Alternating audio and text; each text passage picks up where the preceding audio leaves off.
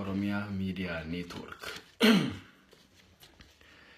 Ijaarsi kee jabaadha, Oromootas si tumse, hiddi kee fagoodha, beektotas si hundeesse.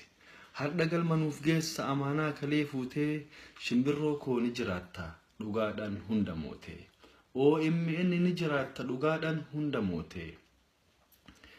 Deebuu keenya bara meeqaa gurra nu buusuuf oduu haqaa, deebi'ee dhufe miidiyaan dhugaa Oromiyaa Miidiyaa Neetwork akkam jirta nagaa. Ijji koo si malee waan biraa nan ilaalu, sammuun koo si dhabnaan homaa hin xiinxalu.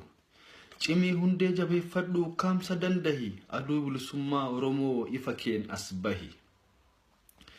Koottu nu ilaali jedha sabni, qe'een keenya gaddaa, atuun irraan gortu sammuu gaarii qabda.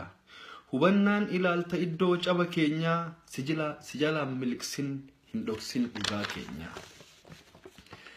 Beekumsa halaalaa isa bahargamaa, bara hedduu kuufattee muuxannoo kee sana, nutti hin qusatin fidii nu barsiisi, waan hunda nuuf tahi ati dheebuu nu baasi.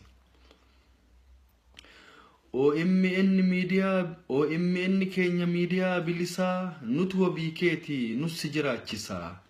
Of booda hin yaadin abdadhu hawaasaa, Oromoon tokkummaan kan alaafii keessaa, osoo wal hin qoonne ilaalchaaf siyaasaan, hundee tee jabeessuuf tumsaa fi deeggarsaan, sirraa hin qusannu qabeenyaaf beekumsaa, silas ilma abbaa dhalchetu kunuunsee guddisaa. Silas ilma abbaa dhalchetu kunuunsee guddisaa. Ol kaahee homaa hin qabu mee maaluman siif kenna. Burqituu hin boorofne taliila keen dheebuu baana. Atumtu bubbuli waahilan si godhe, jechayyuu hin qabu hedduun si jaaladhe. Jechayyuu hin qabu hedduun si jaaladhe. Galatooma.